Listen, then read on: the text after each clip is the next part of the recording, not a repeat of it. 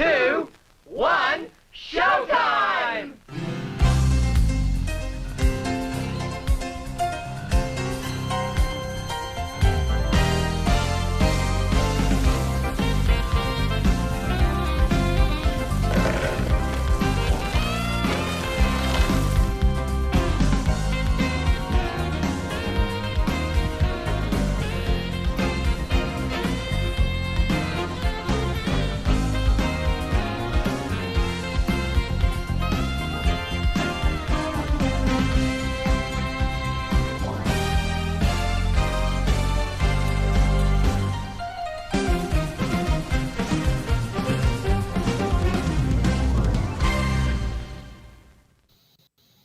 CO, hello, I am Cade Thomas, and welcome to the 20th episode of Double Feature Movie Club. This week, we are talking the movies Flower and Tragedy Girls, both from 2017, and I am joined this week with Diane. It's just us this week. Just us. Yep, just us. Couldn't talk anybody else to watching these films with us. No, and I am not going to... I'm glad I didn't talk any of my friends that are watching them with me. Yeah. Yeah. No, I kind of wondered how they ended up on our list. Yeah, no, it's I 100%. That's why I didn't push so hard with these films. Is just kind of like I don't know. It's one of those. So, it's one of those. I was the only person you wanted to torture. Thank you. No, I mean, so I do think it's quite possible that we aren't the most qualified people to be talking about the two movies that we're talking about this week, but we're going to try. We're moviegoers. We love movies. Yeah. Okay. Yeah. Talk us up here. Our friends kind of count on us, to give them, some, Ava watched Flower. She just put a comment out there. Good. She reached out to me the other night and said, "Guy, you have a movie to recommend?" I recommended Knives Out because she hadn't seen it. Okay, good. And I love that movie. I thought that's a hilarious. I mean, it's a wonderful comedy, and everyone should see that. I did not say, "Oh, watch Flower," so she can't blame me. Yeah, I mean, it is by far, just so everyone knows, that it is it's the lowest Rotten Tomato score of this batch that we're watching this year. Not this year. This second half of the. And it really shouldn't be compared to the other movie we watched today or this week. Yeah. Well, guess we will eventually jump into all this and talk about these films and talk about our opinions of these films and what in my case what could and could not be what could and couldn't be done to fix these things. But there's nothing. We'll get into that, Diane. We'll fight our tongues there for a second because we honestly don't know what the other person thinks about these films just yet. We don't. Just one thing about the conceit of a show is the concept is we don't talk about them beforehand. That's true. And so That's we don't. True. And I do have some positive notes here. Yes. That I think are can relate if you ever get to where you're watching these movies. Yes. I agree. I have to say, so this weekend I was just going because we talk about things before we jump into these movies, and we might try to delay talking about these movies for a bit. You're showing your dog there. Yes. So Ava can see Ollie. Yes. Is he munching on something, or is he just licking his lips? Did he just eat or something? Or? Oh, he's got between his paws a treat to chew on. Oh, okay. Okay, I see. Yeah. You look like you've been caught, Ollie. You've been caught? Oh, no, you've been caught. He's been with the ladies at the assisted living facility. Oh. Getting, providing his body to be loved on, petted, and let's see, brought a tennis ball, and they were throwing it down the hall, and he was running and drives me crazy. He and I play catch all the time, right? Mm-hmm. Yeah. He never gives me back the ball. I have to fight to get the ball back. And this dog, it's like he knows, these are little old ladies in wheelchairs, and they can't fight me. So he just brings the ball back and sits it in their laps or in their hand. And like Yes. a real dog. Well, that's that. Yeah, but they know. It's He knows. he Yeah, knows. he provided a lot of love to about 6 or 7 little ladies and one little old man. Mm-hmm. Yeah. Well, good. I What do you call little dogs? like Coochie moochie chooky dookie doo. chooky dookie doo. Yeah. Oh, you're a chooky dookie doo, Bobby. Yes, you are. So are you, Max. Yeah. They didn't understand that at all. No, yeah, and you can listen to that episode of Cade and Friends if you want to get that sort of reference. I know. Episode that 5. Is, to me, Mm-hmm. one of the funniest bits Yeah. in your Cade and Friends podcast is that discussion you guys have. And Oh. it's probably because of a dog owner, Yes. And I think it's hilarious when people don't like animals. But anyway, there was Yeah. Max. Nope, wrong way, Di. Can you see him? Nope. Come on, I Max. saw him pass by. Yeah, there we go. Yeah. There he is. Yeah. So I'm glad to hear that the 13 is really good in low light. Because if I could show you a picture of Max on my phone, he's so dark gray that I have to turn the flash on to take a picture of him, and then he looks terrible. Yes. So I'm really glad to hear that the 13 is going to be so much better. Yes, and just to clue people in, we before we went on, Diane said that she was getting a new iPhone, and I was telling her because I went this weekend. Last week was my birthday, and I'm 26 now. I didn't know if you wanted to talk about that or not. Yeah, no. But the quarter is over. The quarter's over. New quarter. Quarter's Starting a over. new quarter. Starting the new quarter. Q2, as they say. Hopefully this next quarter we're gonna have some good earnings and Q2, looking at it like a business report. The last quarter was pretty good. We're gonna head into this quarter. Anyways, but I went to Wichita and went to there's this Stratica. It's the name of this underground salt mines. Really? Yeah, it's a museum that they put underneath in these salt mines, and I'll tell you what they have, Diane. It's in December. They're having a murder mystery dinner party where people Oh my God, we have to go. Where people can buy tables, and it's like a whole evening and everything, and it's pretty good. So it sounds pretty awesome. But anyways, it's pretty cool, and like I was saying, the photos, which I haven't posted any yet, were pretty spectacular. Being that it's in the middle of these caves, it's very low light. It's pretty great. And it's a 13. It's not the 14 that's out now. But I was pretty impressed by it. It was kind of my first time that I had taken some of that low light. You do have to hold it in place for some time in that sort of long of a low light thing, so it can take in the light and everything for as long as it can. Yeah. Well, cool. Cool. You can get to Wichita and back in the same day. Yes. At least Ava and I have done that. Wichita's nice. I've been a few times, and I really like Wichita a lot. Mm-hmm. I do. I think it's honestly a really nice town, and I could see people. I wouldn't probably move there, but I could see in another life, living there in a situation. It's kind of a nice little community. I mean, I'll tell you, went to this independent coffee shop there, and they will remain nameless. It was fine, but just the oddest mix of people there, including, because it's right nearby, there was two Amish women sitting there enjoying coffee there at this coffee shop.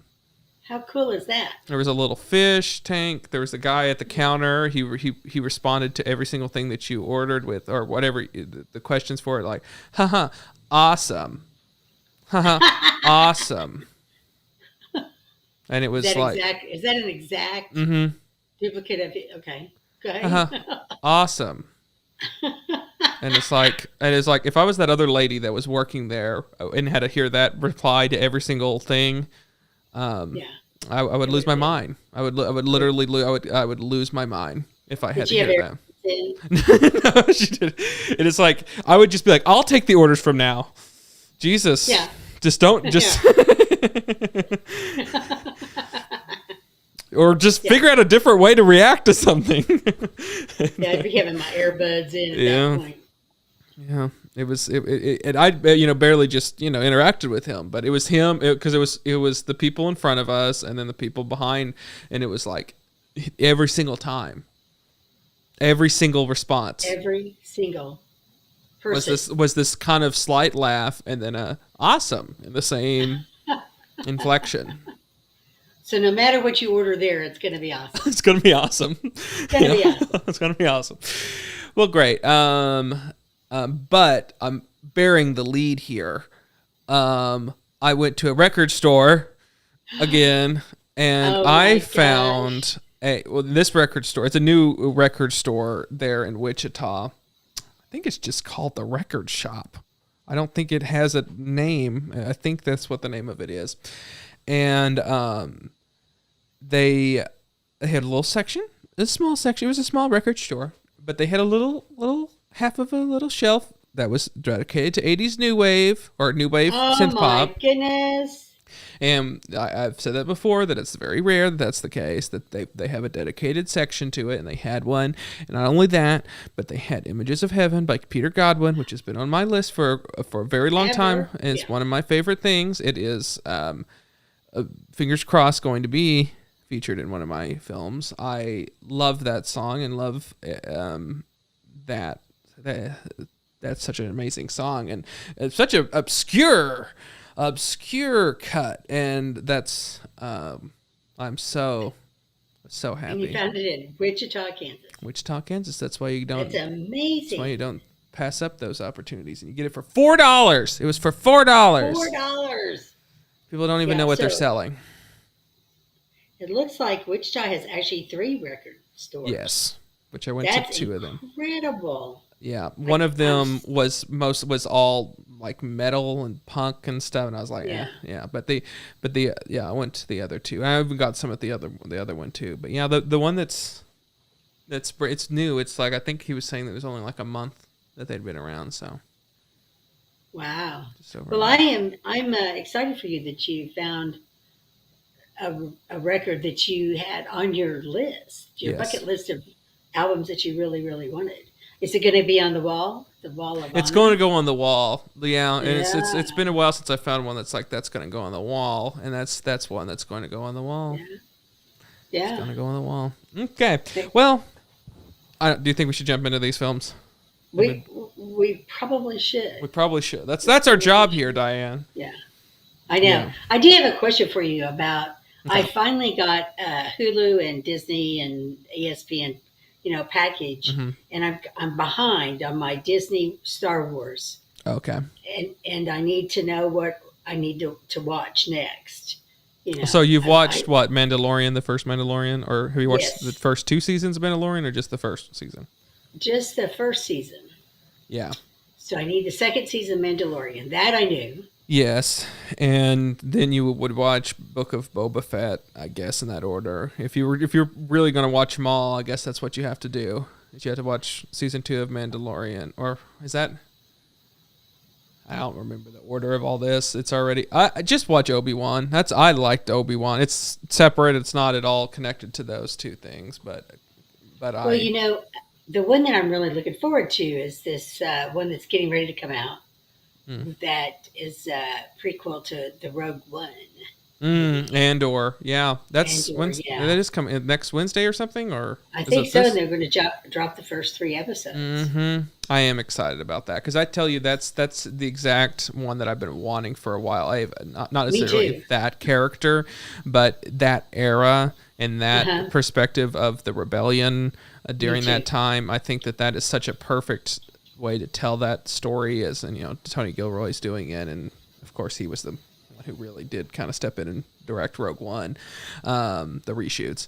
This is the reason why I got Disney Plus back, so that I could watch the Andor. Yeah, I'm incredibly excited. I'm excited to see all, because that's a fascinating thing to sort of listen to and watch, that how that all happened and the different factions of the rebellion, because there's a bunch of different things sort of going on, and it's becomes more apparent. Even I would watch Obi-Wan then to sort of see kind of some of that sort of, because I think it brings up a lot of where this is happening and how the rebellion, the different fractions of the rebellion, and how it all kind of goes together.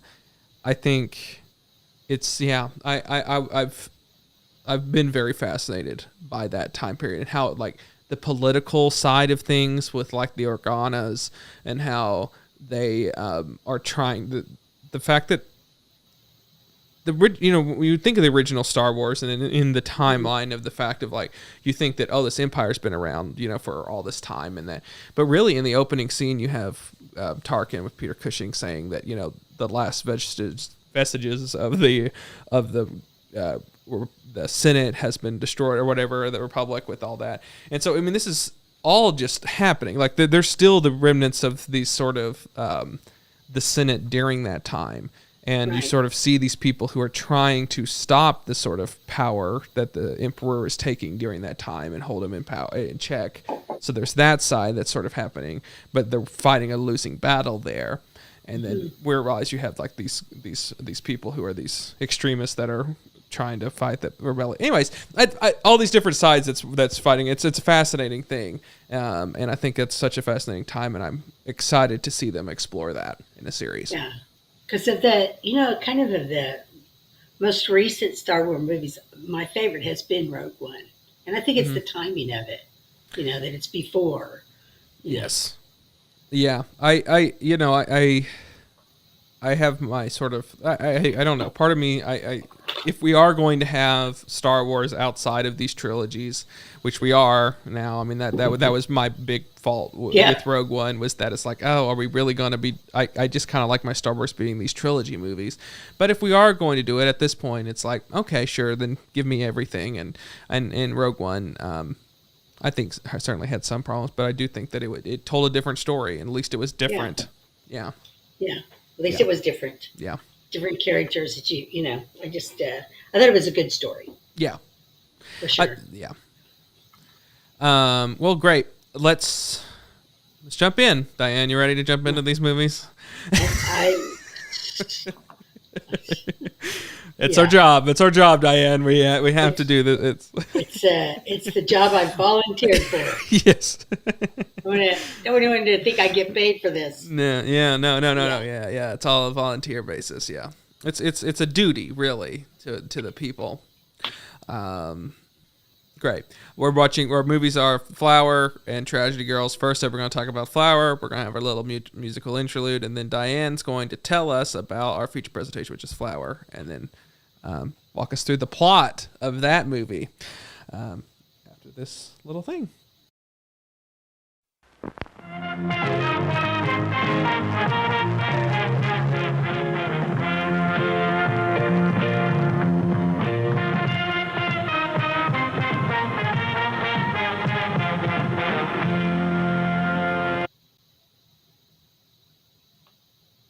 Okay, let's talk about Flower for a moment. This movie, 2017, is directed by Max Winkler, who is Henry Winkler's son, and he also wrote the movie along with two other guys. And the premise of I was going to look it up and read you what it says, but it doesn't say anything. So here's my synopsis of it. This is a movie about a 17-year-old girl and two of her friends who her goal is to save enough money to pay her father's bail to get him out of prison. And the way she does that is with her two friends entrapped men and extort them for money. And she does this by giving them blowjobs while her friends, film it. So kind of an entertaining girl. Let's see. Her mother has a boyfriend that's moving in with her, and he has a son that is just coming out of rehab for a prescription drug addiction, and the fun ensues from there. I think I don't even know where to go with this. It starts off with this one premise, and then it gets into a whole nother premise. So, Kate, let's just talk about this. I don't want to give too much of it away. Yeah. You Well, know? I think at this point we need to say, this podcast will probably have the little E for explicit thing on it. Well, I mean, I probably should have said that to this begin with. Yeah. this was the opening of this movie, and Mhm. I thought, oh, Lord mercy, men wrote it. Men wrote another teenage girl part. So, and then when I looked at the reviews, the very first review says, yeah, it took 3 male screenwriters to get a teen girl as wrong as Mhm. Erica in this movie. Yeah. But I will say this. The girl who plays Erica, which is our lead, Zoe Deutsch. Deutsch, is that how you say her name, from Yeah. Vampire Diaries, she makes this film Oh, she's great. watchable. And I She love her really, in really a does. lot of stuff. I think she's one of the most fascinating young actresses. She's Emma. Oh no, what's her name? Leah Thompson's daughter. Yes. Yeah, and Howard Deutsch's daughter too. Howard. Howard. I think that's his name. He I directed. did not know that. Yeah, he directed 16 Candles. So he's okay. he's a famous director too. So yeah.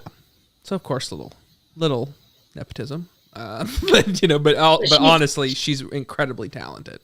She really is. And- There was I mean, for a role that I I would, she's probably going to look back on it and go, why did I take this part? Mhm. But she immersed herself in it. I mean, she didn't, She shy committed. away from it. She committed to it, And she elevated the whole thing she with did. her performance.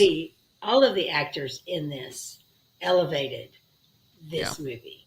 Now, Yes. it only got a 50% on Rotten Tomatoes. I would have given it something higher than that, Mhm. just because the cast as an ensemble Yes. brings it up. I mean, it really, the Mhm. story itself, not so great.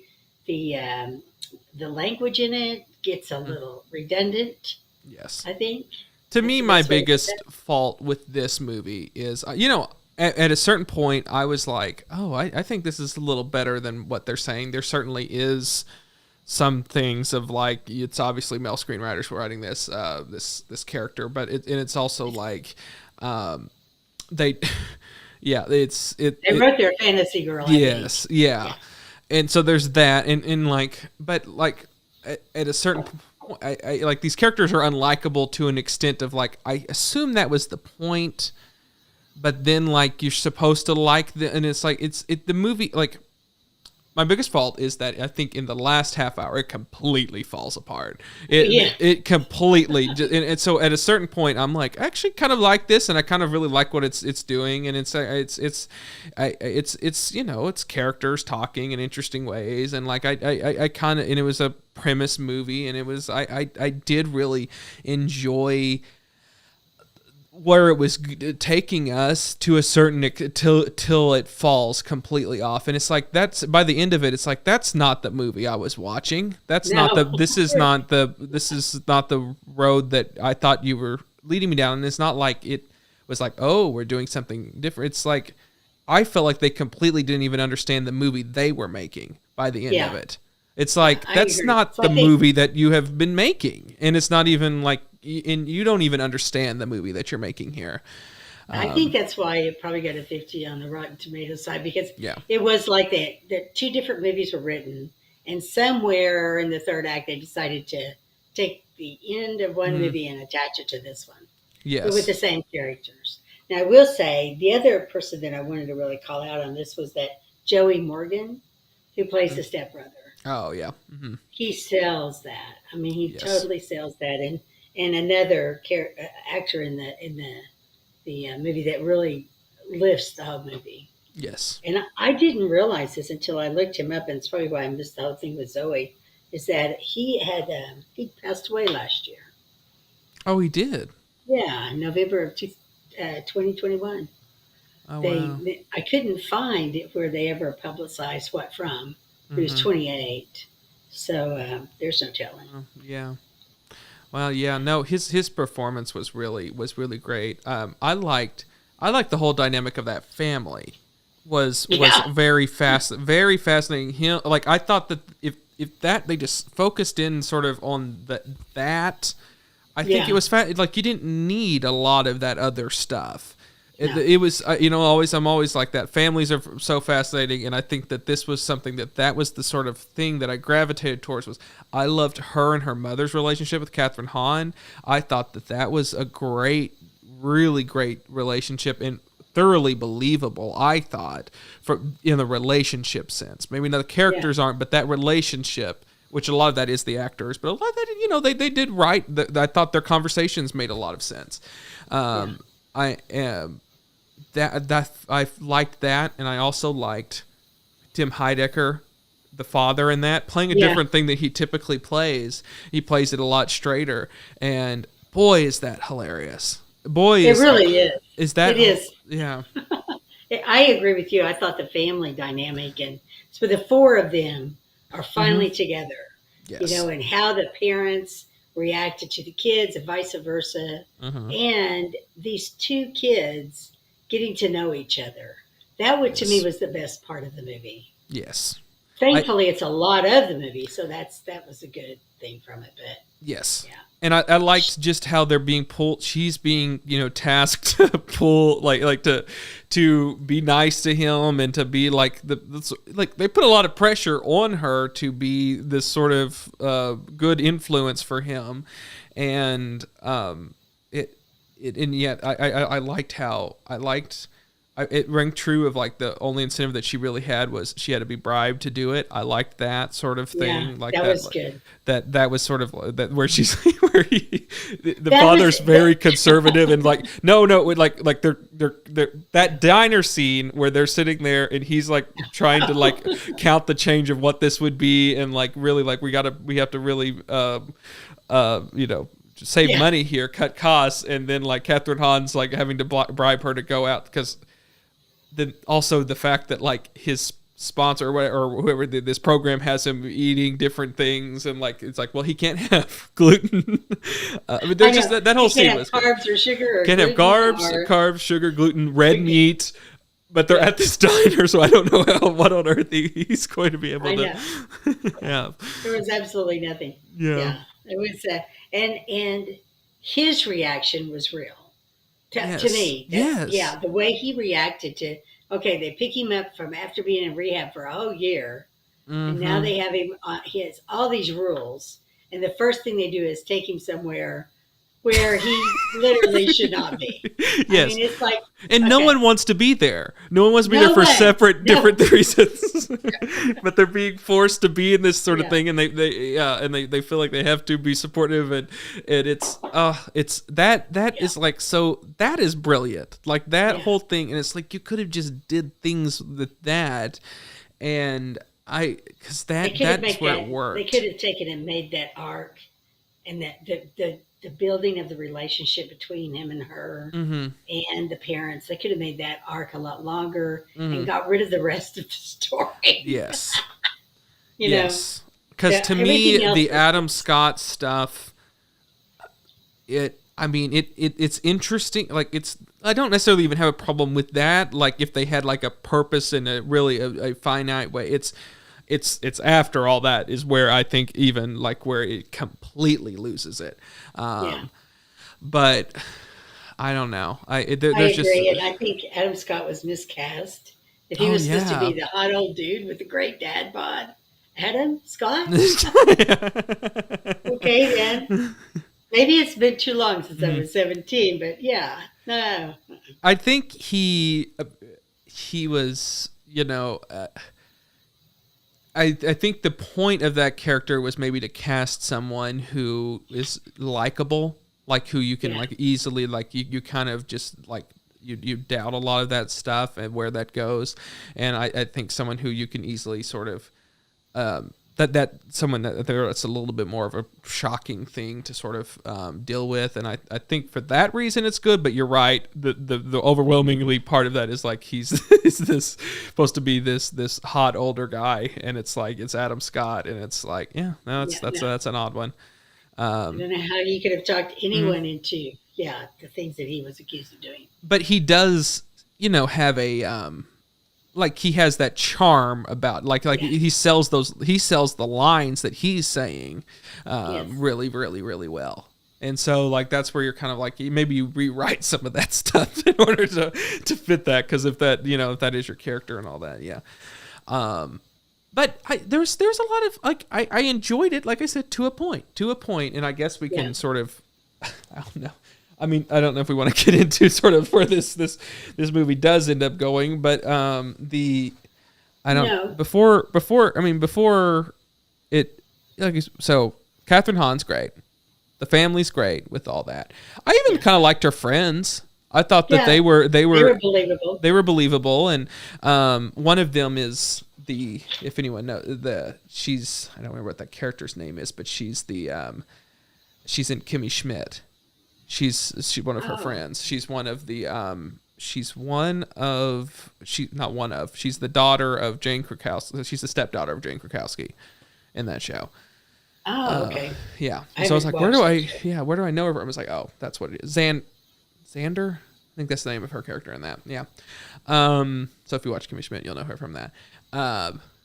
But I thought they were good in everything. I don't know. I think at this point I am sort of scraping some of like where else I really liked, but the performances were great. Let me see what I have. I like, the fact that she was like asking for her mother for money. She was negotiating that sort of thing. She had an entrepreneurial spirit. That's for sure. She had entrepreneur. So she's trying to get. We talked about how she's trying to get her father out of prison or jail or whatever, and that was that's her driving force, which I do find to be a little weak of a driving force. Like I that little passive of a like for a goal for your character. That's a very, and what she was having to do that. Oh Lord. Yeah. Again, some male screenwriters wrote their dream girl. Mm-hmm. And that's it. I will tell you this. I don't know how many times I thought, damn, I wish they would wash their hair. I mean, it just... Well, don't they reference that in the movie? Like she's saying that her hair is all it smells. The rest of the movie, that's all I noticed was that how freaking dirty everybody's hair was. It would seem like a choice. Disgusting. Yeah, I'll tell you. It was this and this other movie that they were quite obviously both shot in Southern California, and to the point that like I was going to make notes of, because I've seen things like, oh, that was in one of the Scream movies. Like I've seen these all these houses and these locations that they're at in tons of these other movies. But yes, but it was. It was like, I guess cinematography wise, it was fine. It was tried to be a kind of like that indie kind of look, and there was handheld stuff of different things. I did not think for a second that they were trying, and this is getting into spoilers, I guess. Whatever, if you want, whatever with this movie. I did not think for a second that they were trying to put them together romantically. That was the part that and then for the time, and then that when that switches, it was the final shoe for this movie to drop. It was like, oh, I let's just say, I just did not think that that's what they were trying to do. Like they were obviously flirting with that and making fun of, like, I thought it was a joke there. I thought that was the point. It's like, no, of course this could never happen because of this the weirdness of it. I just really did not think that that's where this movie was heading with that relationship. I didn't either, and I think it kind of spoiled the movie. Yeah, in the sense it puts a really weird and awful taste in the mouth. Yeah. It was, but it did go along the lines with what did Ava say, the dysfunctional, way that she felt empowered. I don't know about that part, but it kind of goes along with what they were trying to do with her sexually, I guess. But I kind of was really disappointed because I loved their relationship before that. Yes. Because I did too. I thought it was really developing in a really good way. Like it was to me, a sibling relationship that was like really, I thought that that's fine. You don't have to take it a step further, and it's just like that you can make it where that's the sort of case, and that's great. And I think it would have been a beautiful sort of relationship that developed through that. And that would have been more powerful in a way than where it even ends up. That it was a love there, but in a deep sort of sibling type love, before it to sort of, I just was not prepared Up to for that point. Yeah. It was the relationship that these two only children Mm-hmm. who had obvious issues. Yes. It was the relationship they needed. Yeah. Yeah. And they should have left that at that. They didn't have to turn it into a romantic relationship, because it kind of, I don't want to say dumbed down, but it kind of soiled it, in a sense. It was like, it left a bad taste. And it seemed like that they didn't even understand. Like I said, that was that was the sticking point of like, I don't even think they quite have understand the movie that they were leading up to, and like the sort of point, like, and they play it so earnestly. That is to me the part that really got me, is that just the fact that they play it so like straight, and like you're supposed to be in this 100%, and like they expect the audience to be in it 110%, and I'm like, I am not in this. No. And like that was the part that, like, other parts of the movie, these characters make questionable decisions at the very least, decisions that you just really are not behind, and that's the point. I always figured that was the point of this film, was that you were watching these are decisions that you might not agree with. Most likely you don't, but right. that was the sort of point of the film.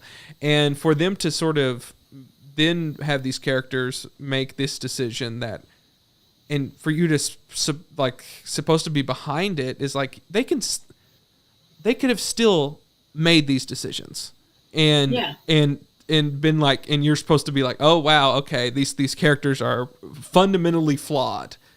But that was not the tone of that. The tone of that was, isn't this great? This is what we were leading to this whole time. You're behind it. You're clapping. You're enjoying this. And it's like, no, I'm not. And boy, did you misread the room. And boy, did you misread your own film that you just made. Yeah. Like I said, it was like there was two films written, and at the end they just took the other film's ending. Yeah. And stuck it on there. And I really hated that, because I really did love the family dynamic. I love the brother sister. How they were, like Ava says, she thought they were going to save each other, but not get romantic. And it kind of sullied the whole thing. I mean, Yes. And it's kind of like, she can't have a relationship with a member of the opposite sex. It's not sexual. Yeah, no, I agree. Yes, that was. And to me, that's not empowering. That's something deeply, deeply disturbing on her part. Yes.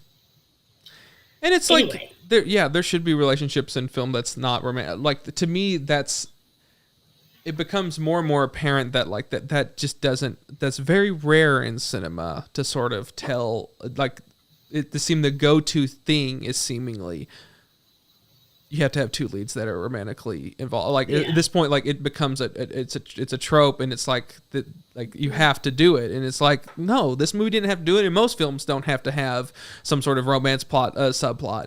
That it's fine. I mean, it would be different if not every single movie did that. Like at some point, The Rock doesn't have to fall in love with a lady in the middle of the movie in order for the movie to be complete. Sometimes you could just have a movie be a movie without that, and you still tell relationship characters that are non-romantic. But oh well.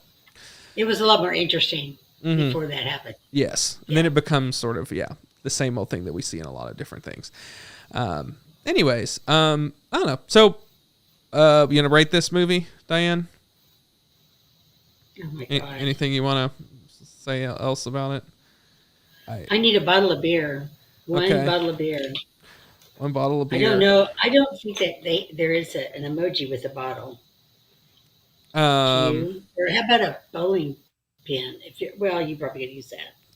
A bowling pin? I Oh, I don't was know. not going to use that. You know what? I'll give it to you. Well, This. Do you want to? you'll give me the bowling pin. Okay. You can. There's a lot of bowling involved in this movie. There is a lot of bowling. So the good thing is now you have gained another emoji. If you ever need to say anything else is a bowling related emoji, you have that one to choose from. Yay! Oh, look, it's got a bowling ball and everything. I know. I didn't think I that like it has all of it. That's pretty. Typically, they don't have all the things like that. I was going to say an eggplant, but then I get it. that gives away too much of the movie. Yes. I'm going to give this movie this chart that starts off really good and then drops off. It's a graph. Oh yeah. That starts and it rises and it does really good and then it just plummets because I don't like it. It's That's good. I like that. That is perfect. Mm-hmm. Because I wonder. Yeah. Go ahead. I think we could start to say more movies are like that in our lists and stuff, but I do think this is one that had a lot of potential. And this movie was on the blacklist. We don't say that very often. We sometimes bring it up when these scripts are on the blacklist, and I do think that this could have read a little different. And I do think every actor's work was pushing on all cylinders, but like it's a bizarre. It swings, and I have to give it credit for swinging big when it does, and it does do that. And I typically like films that just takes these huge swings, and this does take a huge swings, but it ultimately doesn't really pay off, and it almost gets to the point of like I kept waiting if you're gonna go that off the rocker, then go 10 times that, then like it, and at times I do think it narrows on this of the fact that it's like so awful and disgusting that it's like it almost works, but it doesn't. It ultimately doesn't. It doesn't even do that one. So it's like so it's not that, but it's also just not, just a good little character things. There's moments and scenes in this that almost make it worth it. And I almost say, okay, well, let's just say if we would recommend people watching it. Would you recommend people watching this? No. You wouldn't recommend people watching this at all? No. No. I think the ending is such a disappointment. Mm-hmm. The ending is, and Ava gave it 2 flowers. Yes, I was going to give it flowers. I initially, but then I thought, oh, that graph is perfect for how I feel about this movie. Yeah. But no, I think that the payoff isn't there for it. It's the only part to me that was worth actually watching was that dynamic of the family. Yes. And that to me was and there's not enough of it to make the film worth recommending to other people.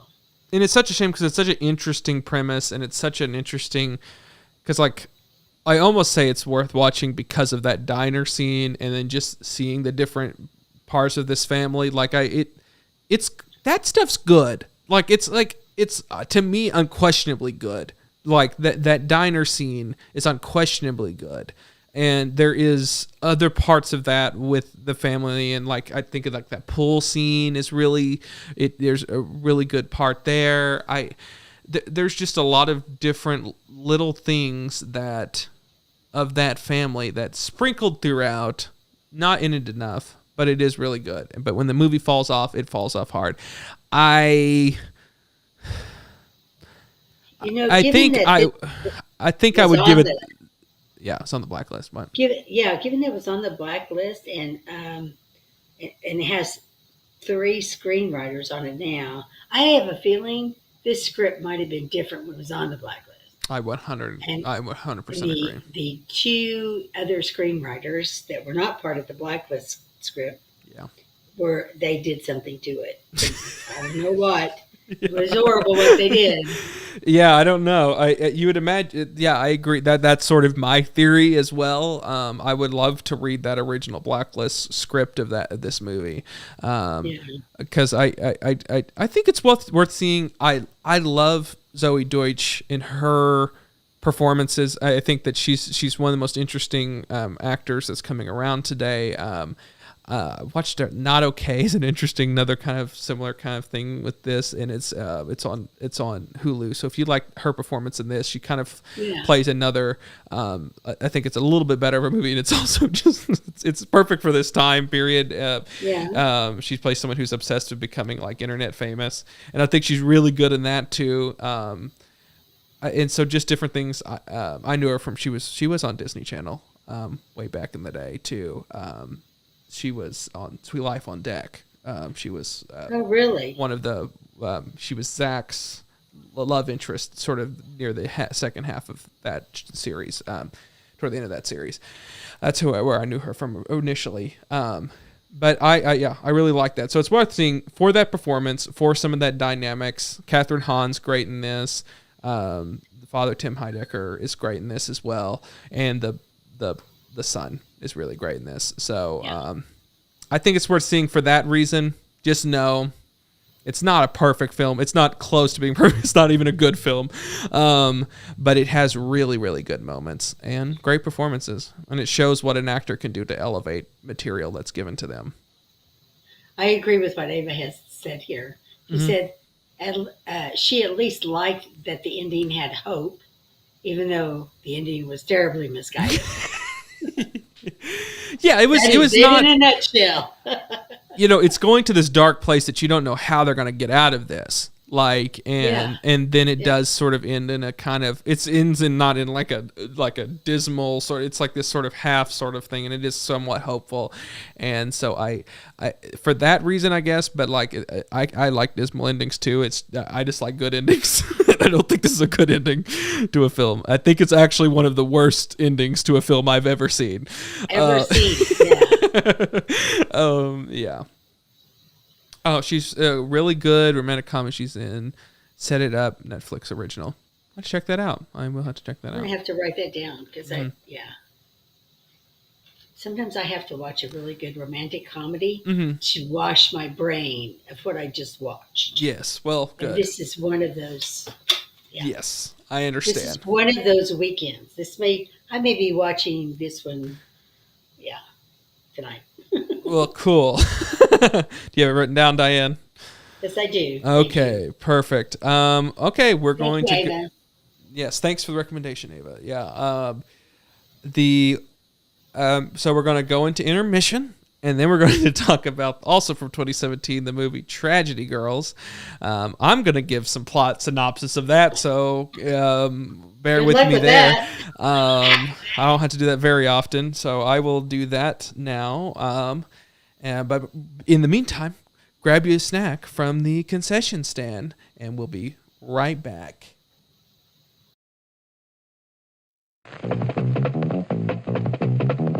Good evening, ladies and gentlemen. It's intermission time. All these delicious treats are waiting for you at the refreshment stand.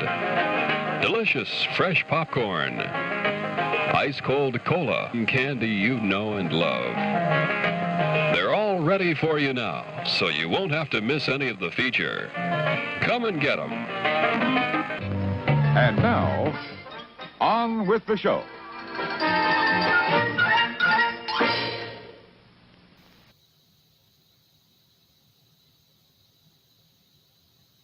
Sorry, I was muted. Hello, I am here to talk about the plot for 2017's Tragedy Girls. It's our second feature here. This is a movie. It stars this is a movie. It stars two girls who are these high schoolers. Their name is Michaela and Sadie. They live in this Midwestern town. They don't really say where it's in the Midwest, but they refer to it several points as a Midwestern town.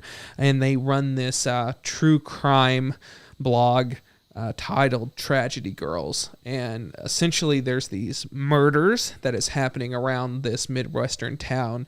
And they believe that it's a serial killer that's on the loose, or a spree killer. They make a point of that's going around killing these young people in the town, and they're putting together the clues of that. The movie opens with them luring in one of these who is the serial killer, and they capture the serial killer there, and they keep him hostage. This is the very opening scene of the movie, and they essentially start committing the murders themselves in order to I guess drive up the kill. I don't exactly. Was there driving up the kill count? Is that what they're doing, Diane?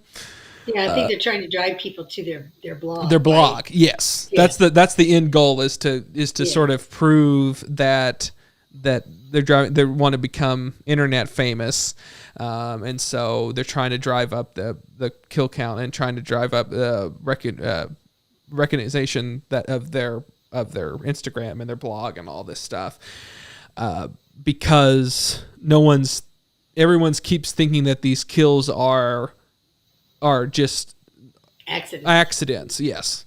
They think that they're accidents. Thank you, Diane, for helping me through this. I'm not used to giving the plot here. It is very hard. They're hard to explain. These two are really, they're convoluted in a lot of ways. They're convoluted. And so they have to, they're trying to get to prove that at this point people think it's a conspiracy theory that this is an actual serial killer, but they prove that it is, and they're trying to do the kills themselves in order to get people to realize these are actual murders that's happening, and that they should like and subscribe to their blog, and that's essentially the movie. That's the plot of the movie. They have this person hostage, and they're killing people in order to become internet famous, and they're seniors in high school. I think that's important. They're also going through all of senior year when that's happening. Yes. Diane, what did you think of this movie? Well, again, three guys writing about teenage girls is always an interesting concept. In this case, one of the female leads is, they make a statement in there that instead of giving blowjobs, she gives hand jobs. So it's good to see that, teenage girls are... I do not remember that line in this one, I must say, but... I wrote that down just because... it's they're so different hard. Characters. These are two different. Yeah. These are two different characters. It's hard to tell though sometimes, isn't it? But anyway, I know that's the first thing I wrote down is three more white guys writing for teenage girls, and of course you get now the Rotten Tomatoes in this was 84. 84, and I think it's because it's if you're a slasher movie, it's a genre film. Yeah. Yeah. I must say, Brianna Hildebrand. Mm-hmm. She was a blonde, right? Yes. Yeah. Yes. She was also in Deadpool. Yeah. She was Negasonic Teenage Warhead. Yeah. Yeah, I was surprised. I was like, oh my gosh, I know her. So I didn't like it. Yeah, she was a Deadpool, and she great supporting cast, by the way, that appear in the different things. We didn't really mention that up top, but really. A packed, well, not, it's a small independent movie. It's not packed. There's like 3 or 4 people in it. But like Craig Robinson appears in this movie. He also produced this film. I didn't know that. Yeah, I saw that in the producer credit. I was like, oh, interesting. He's one of the producers of the film. Jack Quaid's in this quite a lot. He's the third lead, I would say, of this movie. And he played the same role that he always plays. Yes. If you watch The Boys. He has one role. It's because he was the same in Scream, the new Scream movie. Really? Yeah. So it's very, very, very. It's his sort of his character, which he does great. I think. Yeah, he's got that nailed down. I will say, he looked too old. Oh my God! Yes, I had a note for that. Lines in the forehead and these lines you should get beside. Yeah, he's my age now in this movie. In that movie, he's my age. Wow. Yeah. Well, I know that Brianna was 21 when she did the movie. They were all a little too old, and specifically Jack Quaid was like, "Oh my God, what's happening here?" Yeah. Yeah, he looked like he should be a teacher. And, yes. Yeah. In fact, it was like the third time he was on screen, and I realized, oh my God, he's a student. Oh, yes. Damn. Well, he looks so out of place in the middle of a classroom setting, like whenever there's people that are actual teenagers, like age up everyone if we're going to have Jack Quaid in that shot. Yeah. Yeah. They should all have lines in their forehead and smile lines. And Yes. that whole 9 yards. Yeah. Yeah. But he does, he plays himself, I guess. That's, Yeah. He does a, serviceable job. And that's it's the thing that I liked about this movie really was the dynamic between the two female lead characters. Oh, yeah. Yeah. They were like, they acted like people who had been best friends their whole lives. Mm-hmm. I mean, they just had that kind of chemistry and the way that they interacted and all of that. I think that's what really makes this film worth watching. I think so too. To me, I think this has the exact opposite problem that Flower did. I think this has the most awful first act. Really was like, I'm going to turn this off. How did this movie get 87 or what? This is like, I was like, oh my God, this is like a CW show. When it first started, I was like, am I watching like a Riverdale spinoff of some sort? Like it is atrocious the way it looks, the way that the way that it's that being your opening scene is like bizarre. It's like I was so unbelievably shocked of just how low quality that sort of thing. But I do think this film eventually gets its footing. I do think that eventually this film does start to resemble a film with structure and plot lines and arcs and twists and like plot progression. More than twists. It's more that like things change. It's no longer, it shifts, and it's like now this movie's this sort of thing, and now like I like that the movie reset itself often. A lot of films are just have the same plot all the way through. This film resets itself in different ways, in interesting ways. That's like, okay, now this plot is this, and I like that. And I do think that the film got more sure of itself as it went along. Mm-hmm. It had a more consistent tone and understanding of these characters. Like it's almost as if the film was being made as you were watching it, like in a way that like in a way, I was like, did they not have? Yeah, I had a problem with it that the sheriff, the guy who plays the sheriff, mm-hmm. right? It was like he was in a different movie. Yes, yeah. He was in a completely different movie. Yeah. But it wasn't this movie. The other thing that kind of threw me out of it was, and he's the kind of villain. I mean, he's the villain in this. He's the foil to the characters. He is, mm-hmm. Yeah, but it was in a different movie. And then the other thing that threw me out was Josh Hutcherson. Mm-hmm. From Hunger Games, and we talked about him last week. I think about what a great actor he is. Yes. What the hell was that? I mean, I'm sorry, but a philosopher, Harley riding tough guy, or what exactly was he? Yes. Sensitive dude? I'm not sure, but it was like he was in a different movie too. I kind of like that. I must say, I did. I kind of. That was. I do think.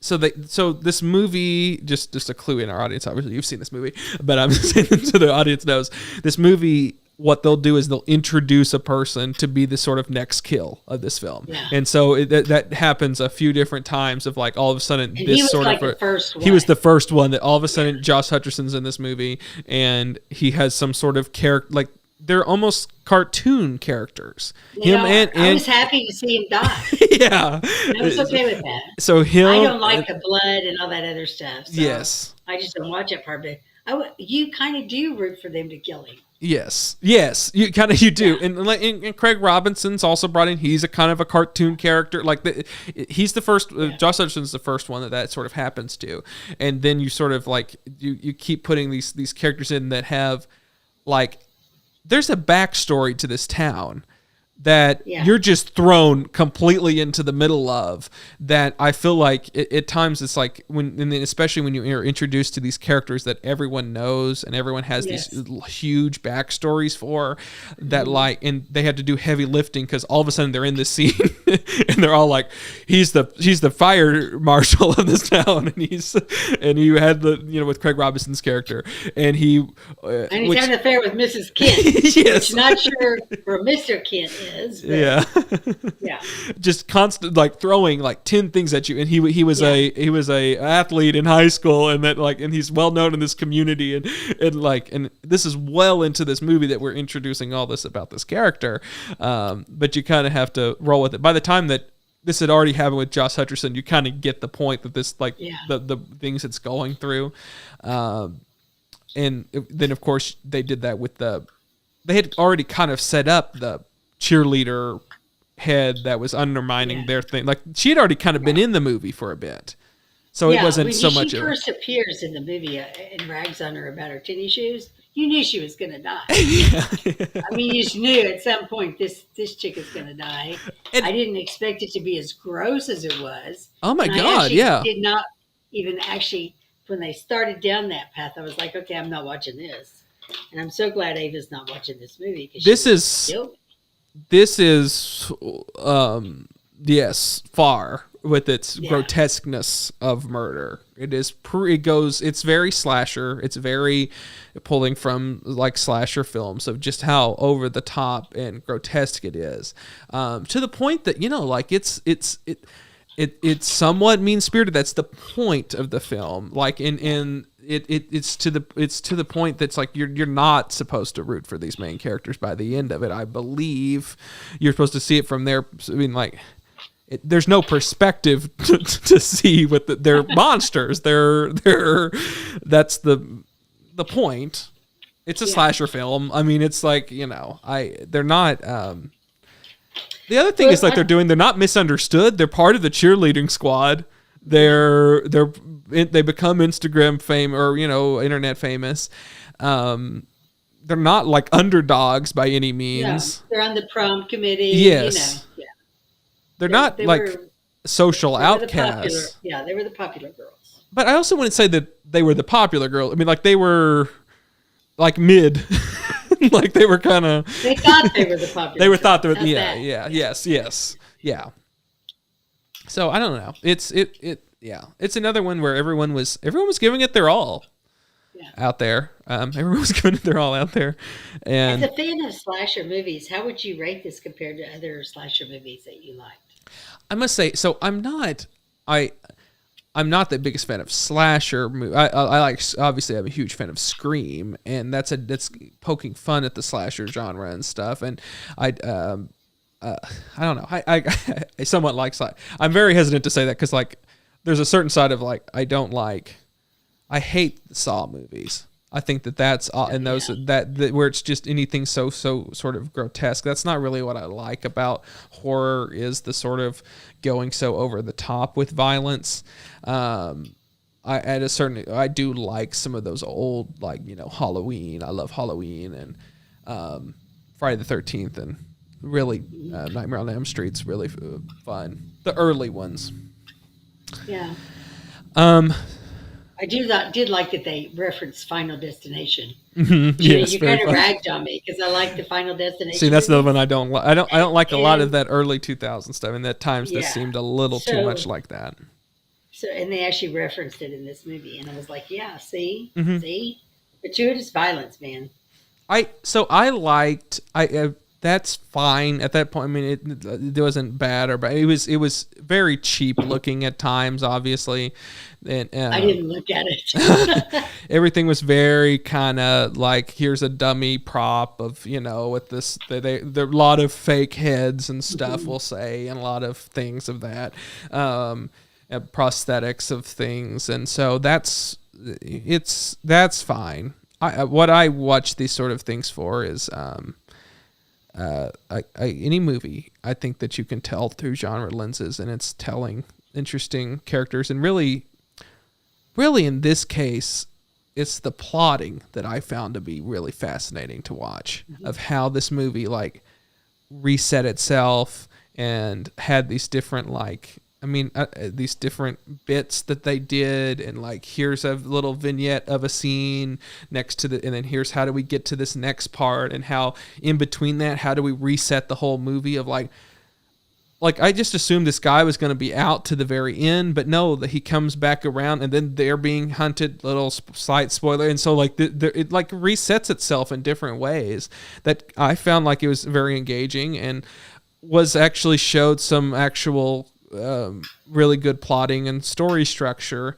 Whereas in the beginning, I think they threw you a little too coldly into the movie, or a little too quickly, and they were obviously playing on like a slasher sort of genre and all that, but I would have liked the girls to turn, or like to see them put together these strings, or being like, there's these murders that's happened. Like, I feel like we're missing part of this. Like we're thrown a little too into the depths of the water, a little too much. Whereas like, I wanted to see them slowly evolve over time into being sort of like, okay, I guess we're killing them because we're not becoming famous quick enough. You know, like I wanted to see that decision made, which this decision was made off screen.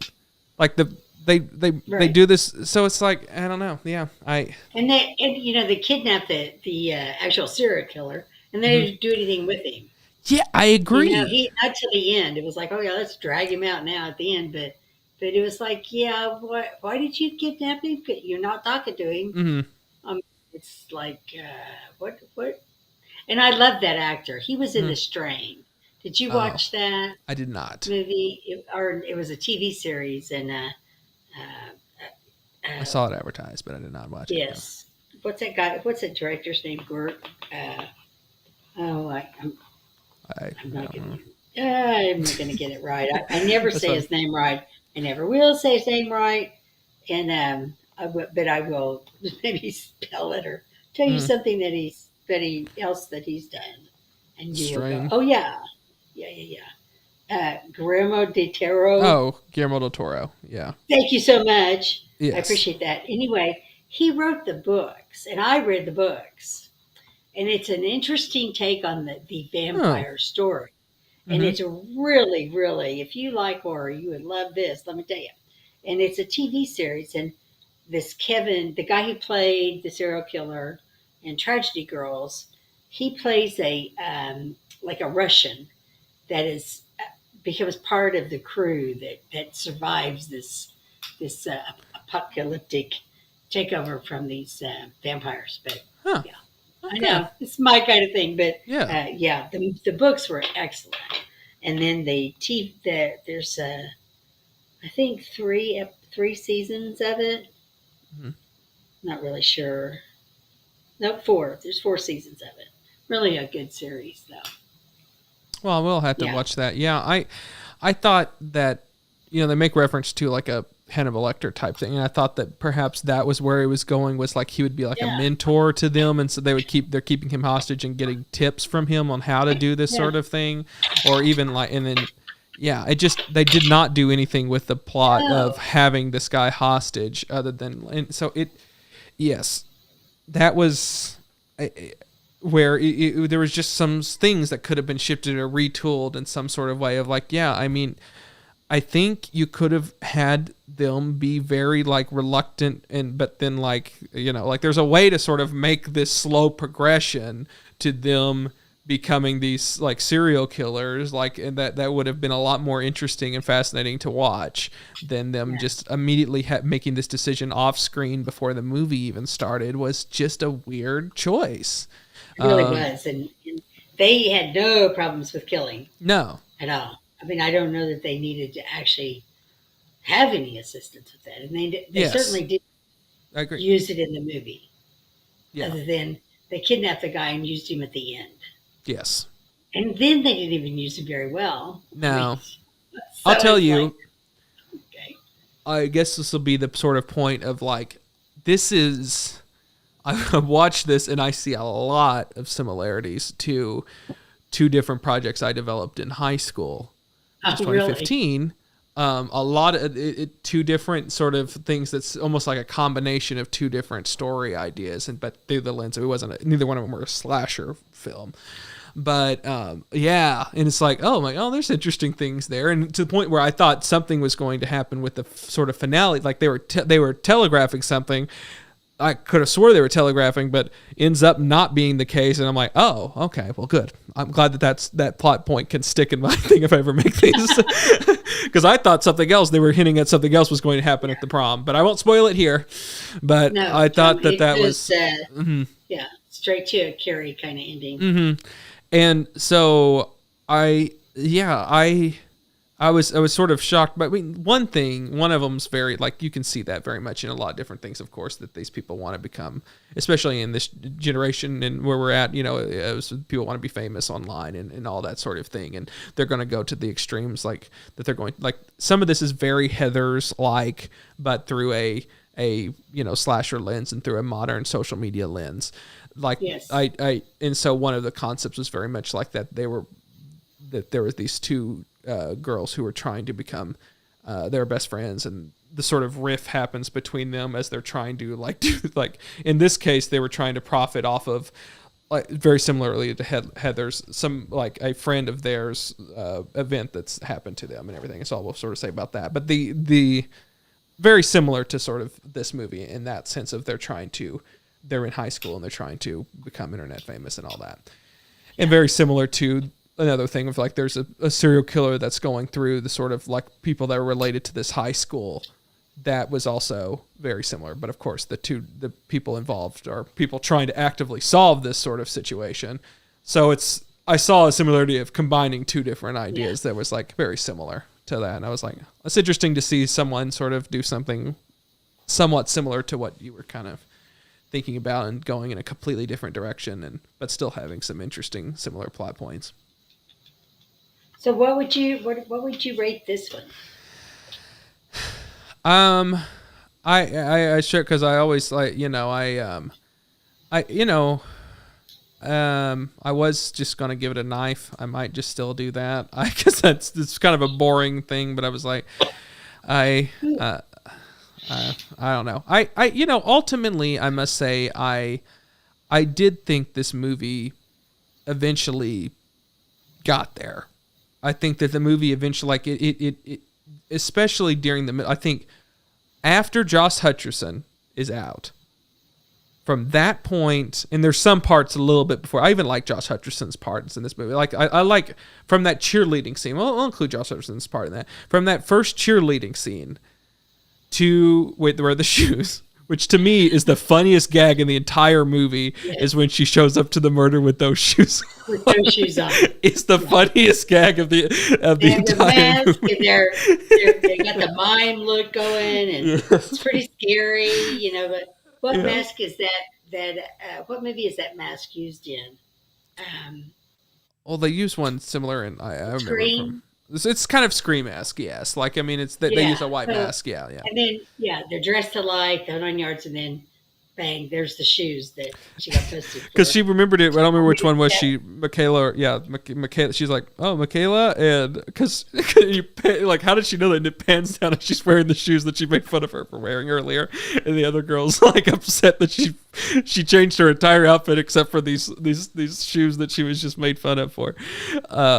Was hilarious because they were trying to be, of course, anonymous during this whole thing, and I found that to be funny. I also found it to be funny that, like, they're sitting there like, they're like, oh, this is going, like, that again, like, the first thing looked like an accident, and then, like, they're like this, oh, that's going to look like an accident. I thought that that was here. And of course, they take it to this really extreme place, but I thought that was also funny. There were some funny parts to it. I thought I like the sort of rift. I like any movie about friendships that have a rift that comes between it, and, like, the sort of dynamics of that. I like just interpersonal sort of drama. I find that to be more fascinating than any other drama that there is people dealing with interpersonal drama of, like, they're moving apart, and, like, there's this boy that becomes in between them, and there was already tension there. And I think they could have played on that a lot more. I thought that they could have played on...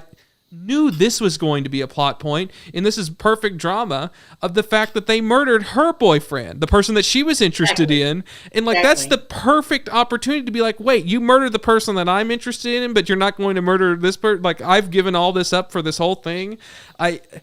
That's drama just waiting there for conflict. Right. And then that would make sense with the ending of like, then it's sort of like a sacrificial thing for their friendship. Like there's just things like that. It's like, there's perfect opportunities to sort of fix this. I also really liked Craig Robinson in this. Yeah. I did too. Yes. I did too. He was my favorite character. I thought that he was a really fun character too, and the only reason they decide to murder him is because he stepped on their applause or whatever. Like, yeah, yeah, he got the credit for that they wanted. Yes, that they were trying to get. They murdered Josh because he has all these followers and he wouldn't give him a shout out. It's like. Okay, so I'm going to give this. Okay, go ahead. Look for this emoji. Okay. It's in the drinks. Okay. But it's the drink that's being poured out on the ground. Okay. It's near the baby bottle. It's you near can the. Find it. Okay, so it's a drink. It's a glass, and the contents are being poured out. So like blood. Yeah. Okay. So it's a glass. I can't use the blood drop, so I have to do that. Pouring. Oh boy. Okay. So it's a pouring. Oh, pouring. Like, okay, I see it here. Yeah. Okay, just one of those. Yeah, I was gonna give it. Upon point, I thought, it is kind of like even like a dark liquid too. Yeah, it is. It looks like blood's pouring. Yeah. Yeah, because it was a blood festive. I do think I was hesitating giving it like a rising sort of movie because I do think but I think that is giving it a little bit too much credit of like ending strong. But I do think oh, what happened there? A dog. Oh, I didn't even know. I was in the middle of the That was Max. He was like, he decided to get between me and my computer. I was trying to move him out of the way. So he pulled my headset off. You're okay, buddy. You're okay. He's, Max is blind. He has a hard time. Yeah. Pookie Dookie Doo, what'd you call him? Chooky Dookie Doo, yeah. Chooky Dookie Doo. Yeah. He's a Chooky Dookie Doo dog. Yes, he is. Yes, he is. Yeah, sorry. That's fine. I don't know why I talked to him. He can't hear me either. I missed all that whenever it was all happening.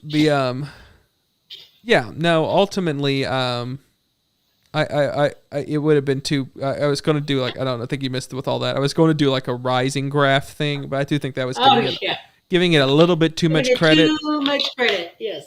I do think that. Yeah, I do think it eventually finds a tone and finds a vibe. I think that the ending could have used a little bit more thing, but I think it ended strong in a way that was in its own vibe, and it understood the movie. By the end of it, it understood the movie it was trying to make.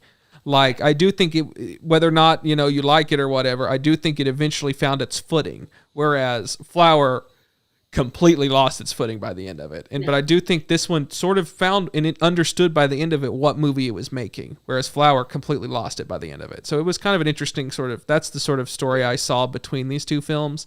And I do think that reflects in the ratings. Like, if you end strong, then that's all you sort of need with the movie. Is like by the end of it, an audience will leave with a little bit better taste in its mouth. Well, in the end of this Tragedy Girls leads you to believe there might be a sequel. Yeah, Now that's one of those things too. It's like, if you want to be back for more, and it's like, please don't. Let's stop doing that. Yeah. You were good, fine. Yeah. Who knows what other hijinks we'll be up to in college? And it was like, oh no. But also, sure. If they got everyone there to do that.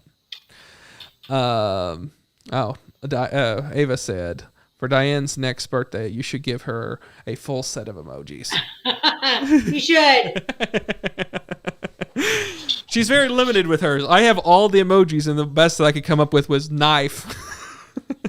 Yeah, I know. You could have had blood. A blood. You should have had a blood drop and a knife, and was there a saw? Saw. That could have been. Yeah, there was a lot of things. Yeah. Yeah. So ultimately, would you recommend this movie? Is that a no? Yeah. I'm not. This isn't my genre. I can't. Yeah. I don't know if I would. I would hate to recommend it to somebody that was their genre and they hated it. So yes. I think I'll tell you, it's there's a lot of bad independent horror movies. Not a lot. It's 99% of 99%. Are awful. This, when you compare them against independent horror slasher movies, this has got to be like Citizen Kane type level of where you're going to, of just the cream of the crop that you're going to get for this type of movie. It's going to be uncomparable to the type of just junk that litters these types of films. So for on that level, it's amazing. So if you are a slasher fan, this is great. This is a great film, and it's great. And it's kind of a cool little vibe. It's so from that perspective, highly recommend it. It has a lot of story problems, but it's also, like I said, finds a footing, and it actually does, I think, end up in a good spot. It has some weird little tonal things, but I liked it. I would recommend it if you like slasher things, with the caveat that it is kind of, I'll tell you, it starts off rough, and it starts off like, I'm not a CW fan at all. I hate those things for that vibe, and I'm like, this movie's going to be that all the way through, and I think it eventually becomes something else, or it owns it, or I become used to it. I don't exactly know which of the three things it was. But yeah, cool. Yeah. Anything else you want to say about the movie, Diane? No. Okay, cool. We're going to go into previewing our next week's films. Our, what we call that? Preview time. We're heading into preview time. Previews.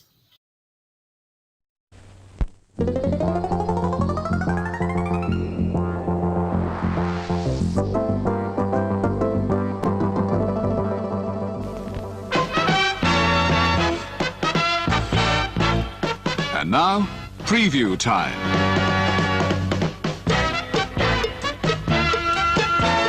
When it comes to entertainment, you can't beat a good film.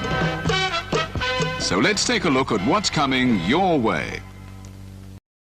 Let's take a look at what's coming your way. When it comes to entertainment, you just can't beat a good film. In between this, I was apologizing because Diane and I can talk to each other a little behind the scenes things in between these stuff. I was apologizing to Diane because I should have planned these a little bit, like a break in between these. So these are our bloody action movies. These are really. So this last, to be clear here, I knew these last two were kind of a little divisive and a little kind of outside our wheelhouse a little bit. But I was like, let's take a chance with these two. And I don't think it really panned out all that much. They were fine. They were fine movies. They were fine. Again, two movies that really swung for the fences, and I got to give them credit for that. But these next ones are, I think they're well loved within their communities, especially, okay, I'll say our next movies are Green Room and Mayhem, two really violent action films. So I think there's some thriller aspects to them. So we shall see what we think of these movies and what we'll talk about them. We will be joined, we believe, next week with Harrison, who we bring in when we talk about the most gruesome, violent, bloody things. The word, Dr. Word. Yeah, Dr. Word. He was on our Suspiria movies and our Mandy movie. So both of those. So he got the award for the worst of horror. Okay, so the Green Room won the Empire Award for Best Horror. Yeah. It's well loved. So I mean, I want to say that 90% on Rotten Tomatoes. Also, Mandy was well loved, so keep this with a grain of salt. Yeah, but this has Patrick Stewart in it. And Anton Yelchin. Yeah, from Star Trek. Oh my! Yes. Wow. So Okay. it should be interesting. I believe it's playing on 8/24. Showtime. Yeah, so it's 8/24. That's why. Yeah, it's so Showtime. So And Mayhem, 2017 movie. Right? Stephen Yeun.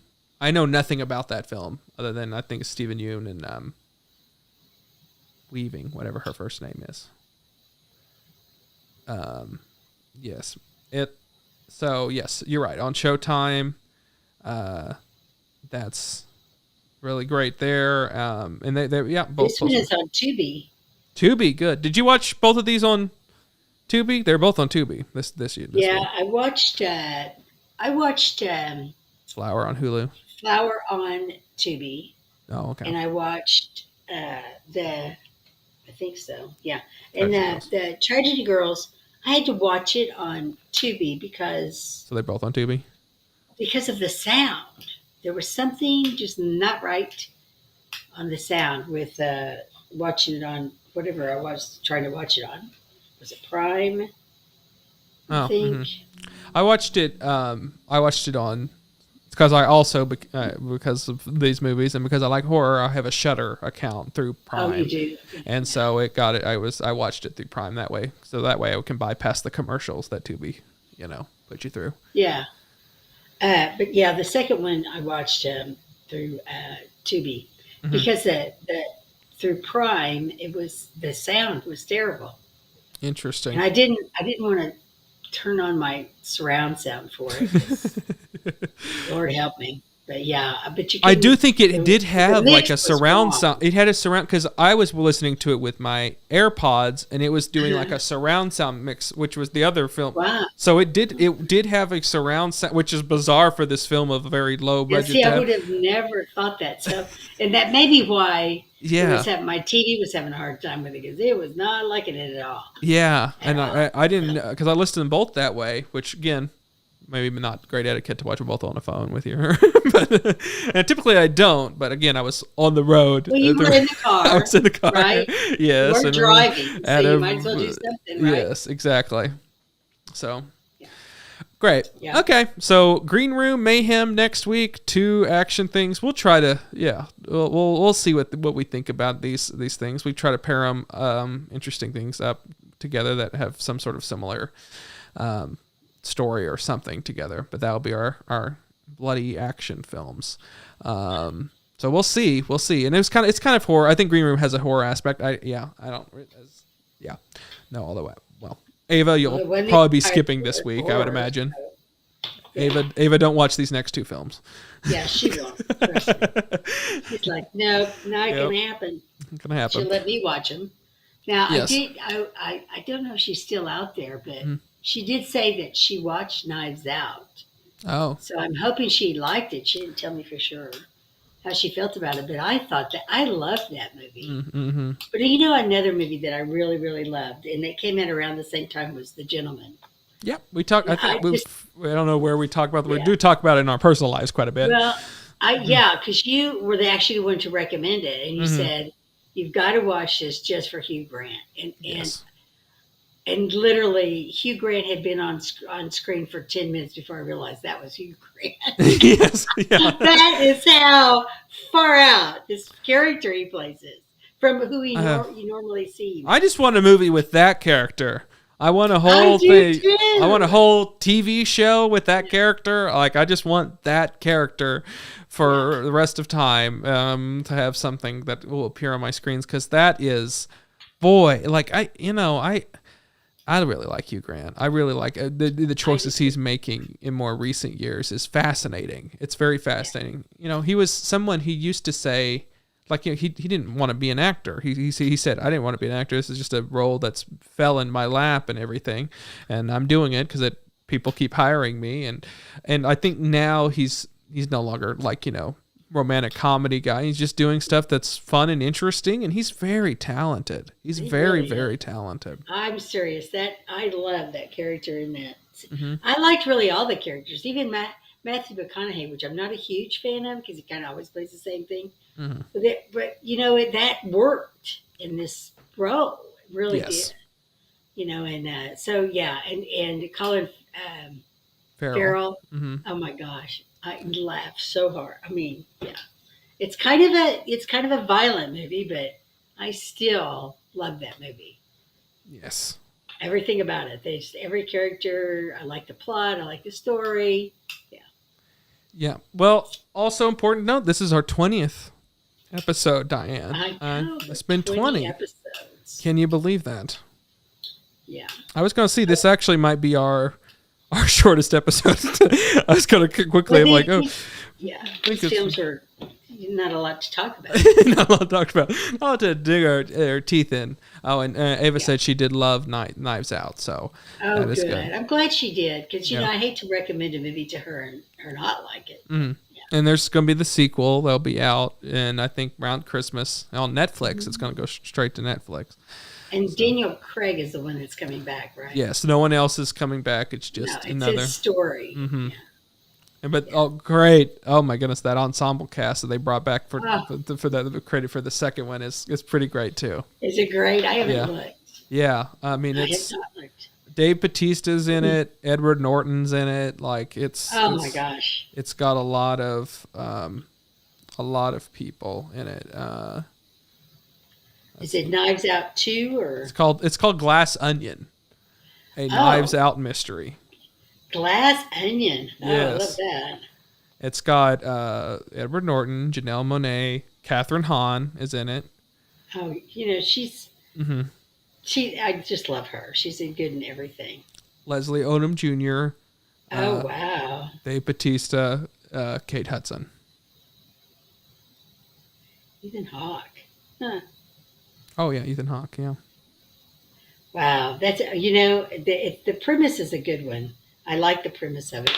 You know, it reminded me a lot of Clue, and it's that kind of whodunit kind of thing. Yeah. Which Clue's my favorite comedy film. I love Clue. I'm going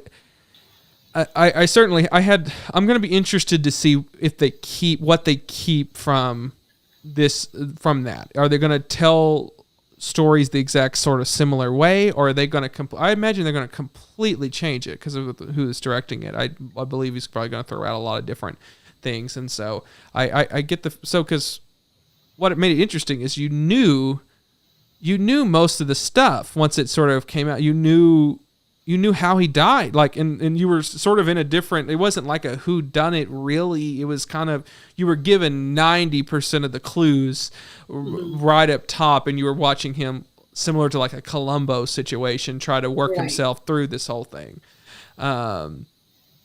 So I wasn't a huge, I kind of like a little bit more, you know, it to be a little bit more open-ended, or, you know, I want to kind of figure it out with the characters, you know. That was my one thing, but I wonder if they're going to continue with that trend in a similar sense of like, that's the premise of this thing, is like, you know, you kind of give almost all those clues away up top, or if they're going to do something completely different. I'm fascinated to see how they do that. I am too, because I think that, you know, that was one of those two movies were the best movies of the year for me, whatever year they came out, just because they weren't what I expected at all. Yes. And I loved, you know, you give an ensemble cast, like you give them all interesting characters, and you give these actors some sort of fun scenery to chew and like a character to sort of play, and like, you know, all of them were playing, you know, love Jamie Lee Curtis, and I love Don Johnson. Don Johnson is so great in that movie, and I just love Don Johnson in general. I think he should be in sort of more the things. That's a fun character for him to play too. And Toni Collette. Yeah, she was wonderful. Yeah. So, did you know that Ryan Reynolds is doing a remake of Clue? Yeah, they've been in talks for quite some time, and I've heard off and on different things about that, and if it does get off, I'm interested. Just don't mess it up. Don't mess it up. Well, it's got Jason Bateman's on board. Good. Which should be that. Good. Yeah, that's good. Yeah. I want Catherine Hahn in it. You know, I want like that sort of style. Toni Collette. Yeah, I mean, I think you really get your sort of. Don't get any broad comedy, like go real sort of. Like, because that's who we're in this Clue. Real seasoned comedy supporting characters almost. Right. these are, I'm Martin Mull is one of my favorite comedic actors and everything. I love Martin Mull. Martin Mull and Michael McKean and Madeline Kahn. All of them are great. Madeline Kahn. All of them Sam are. Rockwell.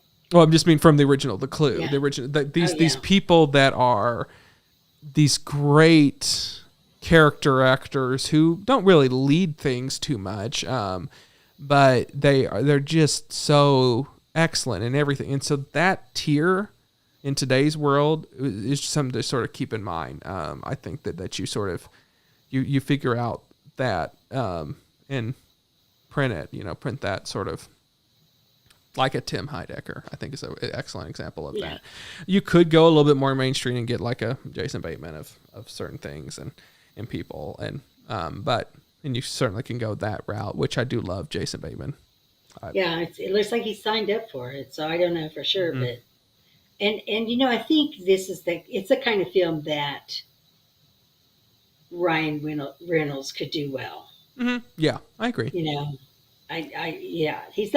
He doesn't do great at everything, but this is the kind of a movie that I think he would do really well in. And Jason Bateman too, Yes, I agree. I think that, I think that they have enough they know what that film is and everything. And I think you bring in some people, I'd have to really think about who I'd want. I could do that. I would love to sort of think about, okay, who could play each of these characters? That's a kind of fun exercise.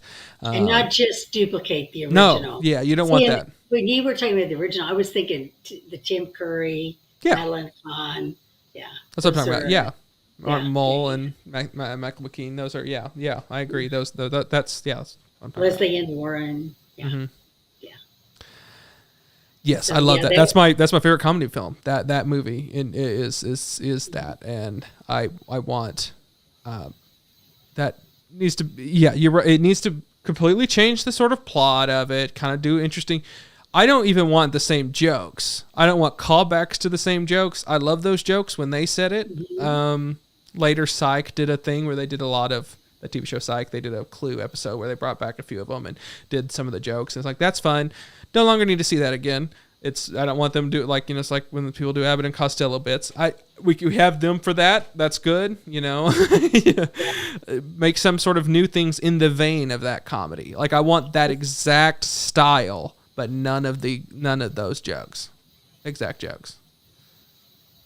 That makes sense. Yeah. Well, yeah. This latest thing that came out in August was that it was a person had been tapped to write the script. Mm-hmm. So that's the latest news on that. I'll see it. When it comes out, I'll be there. The Lost City co-writer Orrin Uzel has been tapped to rewrite the original screenplay. I'll give it. The Lost City. Yeah, that's the one that.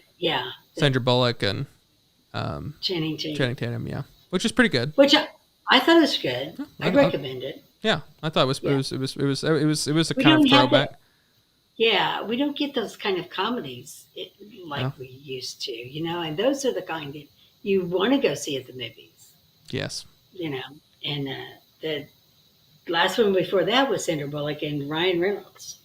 Mm-hmm. And the Betty White one. Yeah, the Proposal. Proposal. Yeah. She also did one with Melissa McCarthy, The Heat. Remember that? Did you ever see that? The Heat with. Yes, I didn't really care for that movie. Yeah. Yeah. Okay. Well, I think we got to get off of here. So next week, Green Room, Mayhem. See you then. This has been Double Feature Movie Club. Diane, thanks for watching these movies, and thank you in advance for next week for watching these films. Thank you for putting me through this, Cade. I can't wait to pay you back. Well, let's not go that far. Okay. Cool. See ya. Bye. Bye.